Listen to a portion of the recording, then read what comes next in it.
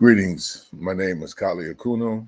I'm with Cooperation Jackson, and I'm honored to be with you today via this video representing Grassroots Global Justice Alliance. I'm going to make a few presentation points about our current situation in the United States, and I'm just going to really set it up for Jaron to go deeper into a number of different issues, but just really try to touch on a couple of points that I want to underscore that I think are not too often contextualized or put in the mix when trying to analyze the situation. So we'll go over some of the obvious and then go into some of the details. So let me start. Number one, it's very clear that the United States is going through a very profound transition.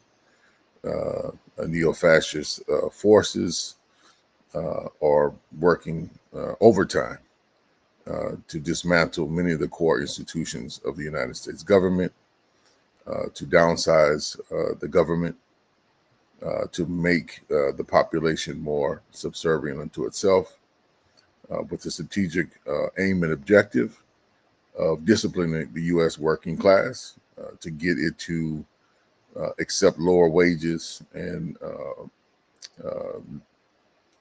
more hazardous working conditions than it has in the past, the more recent past, as a result of the struggles and the gains won by workers and Black and brown people in the United States over the course of the latter half of the 20th century.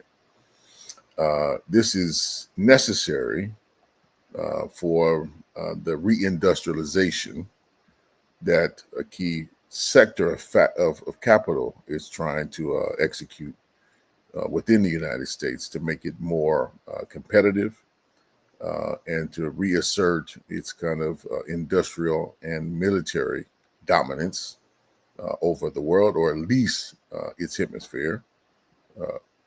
I shouldn't say its hemisphere, but the Western hemisphere. I was using their kind of ideology and framework, but the Western hemisphere, as part of the great game, if you would, of inter-imperialist rivalry, there's one dimension of that, which is about segmenting different parts of the globe into spheres of influence. With the United States trying to recarve out a dominant sphere of influence, or the Monroe Doctrine 2.0, over the Western Hemisphere, over the Americas, and trying to block out, in particular, the Chinese and their growing influence in the region. But on a deeper level, what we see, in particular with this, the rise of this neo-fascist force, is a deepening response to the crisis of capitalism, which is a global crisis of capitalism. And because the returns have been so diminished over the past 50 years, really, capital has been resorting on a global scale to more vicious forms of social control, which is why we see the rise of far right-wing populists and or fascists on a global scale, right? So Trump does not necessarily represent an aberration. He represents a kind of growing tendency, a growing norm, as does the MAGA movement, which you can see elements of growing all throughout Europe and in elements in Latin America where you are. So it's no accident that we have Milei on the scene in Argentina. We've had Bolsonaro in Brazil itself, and then the other right-wing forces, that are now in power in several of the South American states. And this response is a response to the deep crisis of capitalism. Now, the other piece, so I just wanted to make that particular part clear. The other element, just in the brief period of time that I have, is to note that we are in the midst of a very profound material transition, right? One could argue that we are entering into a new stage of capitalism itself. I don't think it's the complete term yet, but I think the most adequate term that we have that exists now is that we are entering into a phase of techno-feudalism. For those who may be familiar with Yanis Varoufakis's framework and analysis, I think there are some elements of it that we need to add on and tighten up. So I think it's the best right now, but we are in the middle of this transition. It is not over. And what we are seeing is that with the advance in automation, the advance in robotics, and more importantly, the advance in artificial intelligence or aggregated data, big data, we are seeing the massive displacement of core sectors of the working class and a declining standard of living